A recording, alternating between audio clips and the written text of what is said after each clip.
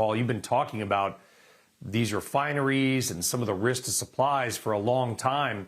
We get some critical inventory data at 10:30 this morning. What should we be most closely watching for? Well, I mean, overall, we're looking at demand, obviously, Brian, as you know, and I know you've been on this subject yourself. So the question now is, because supply is so weak, when are prices going to go to the point that they destroy demand? And of course, the concern there is that you have to sort of slow down the economy. It becomes a question of destroying the economy in order to rationalize some of these markets. And as you rightly say, one of the big issues is shortage of refining capacity. And I just don't think there's anything the administration can do about that, because obviously building a new refinery in the US, which is kind of what you need, is just going to be impossible. Yeah, and forget about building a new one, Paul. I mean, we have lost 50%. We had, I think, 14 refineries in the mid-Atlantic to Northeast 15 or 20 years ago. We have 7 now. One of those obviously destroyed by a 2018 explosion in Philadelphia. That refinery, I just drove by it the other day, is being torn down. I don't want to be some kind of grim reaper here, but what were to happen this summer? These refineries, the ones that are running, are trying to run at full output because they want to make as much money as possible. What were to happen if we were to have another industrial accident with a refinery this summer anywhere in America? I think you're on the verge of a U.S. oil crisis as it is. And when I mean oil crisis, what I'm talking about, obviously, is shortages. We've never seen inventories this low for distillate, particularly in the Northeast, as you're implying. We haven't seen gasoline this low at this time of year in history.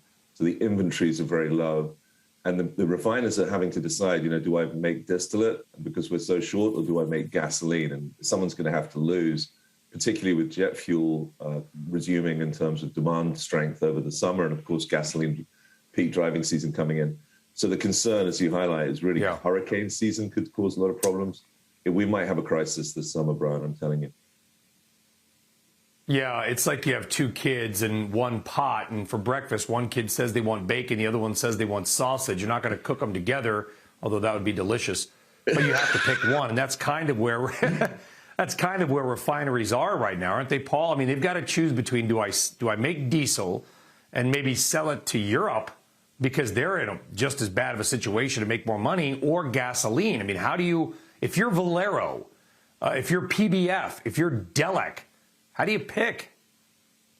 Well, I mean, of course, it's $50 a barrel margins. So what we're saying, and this is an all-time record as well, so they're making an enormous amount of money. So no, it's extremely difficult. And what they do is they run a computer program in order to decide, which way does the oil go. You would think with a strong dollar and with massive prices in the US, we wouldn't be exporting.